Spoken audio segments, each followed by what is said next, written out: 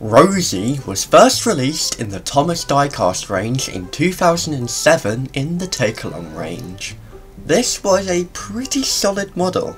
Her face is a nice representation of what it looked like in the show. She looks quite good proportionally, and she has lots of great detail, like her cylinders, handrails, and even windows on her back, which I don't think many other models in the diecast range had. Variants released of Rosie in the Take-Along range included Metallic Rosie, Muddy Rosie, and Lights and Sounds Rosie. In 2010, Fisher-Price's Mattel took over production of the Thomas diecast range, launching the Take and Play range. Rosie, being a pretty major character in terms of marketing by hit at that point, got a model upon the range's launch in 2010. I loved this model a lot. Rosie was one of the very few characters to receive a CGI styled face, and it is absolutely spot on, and she received a whistle, which was for some reason on her Take-Along model. Other than that, her model was pretty much the same. Rosie received one single variant in the 2010 Take and Play range, which was the Talking Rosie.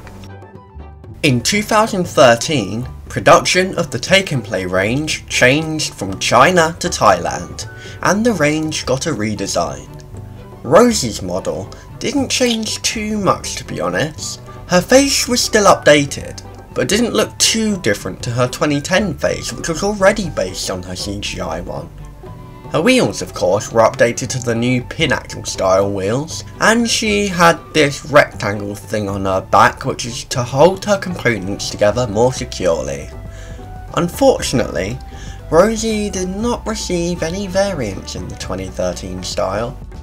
In 2014, the Take and Play range had another redesign which took a turn for the worse, I must say. Rosie received the model in 2015, which doesn't look as bad as the other 2014 style engines in my opinion.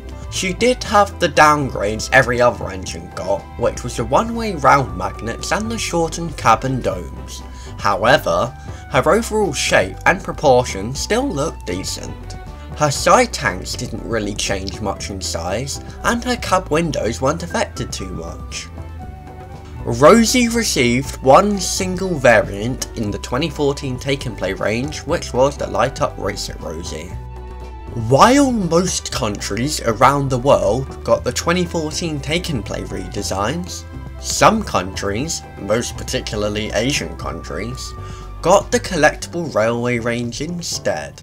Rosie was released in the range in 2016 and was no different to her 2014 style Take and Play model, besides the hook and loop couplings, which was so much better, as it meant engines could be coupled together more securely.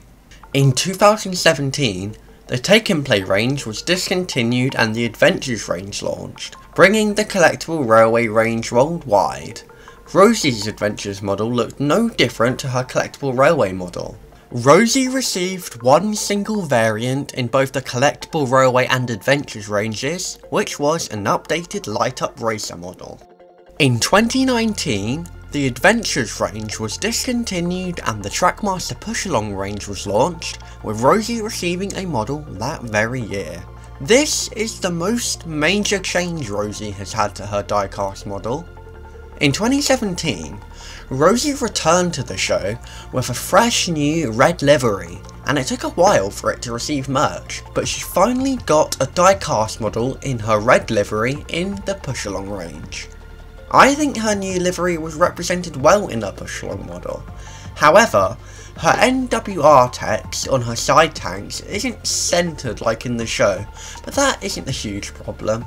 Rosie's Push Along also received a couple extra bits of detail not on her previous diecast models, which was her headlamp on the top and her tail lamp at the back.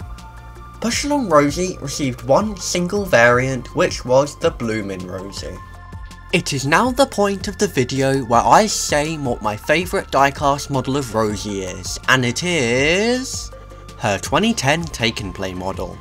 I would have picked her Push Along model because I really like her red livery, but her 2010 Take and Play model looks the best overall. She has a wonderful face which is spot on to her face in the CGI series, which is a huge factor as to why this model is my favourite, and she has lots of detail. This is a wonderful model I unfortunately do not own, but would love to at some point in the future. And this is where the video comes to an end. The next video is going to be another evolution video, as I planned when that one would come out a while back in advance. Who it will be will remain a mystery. I know aside from the Rainbow Thomas unboxing, that will be the 4th evolution video in a row, but do be assured that the next video after that will be something a little bit different, which will also remain a mystery.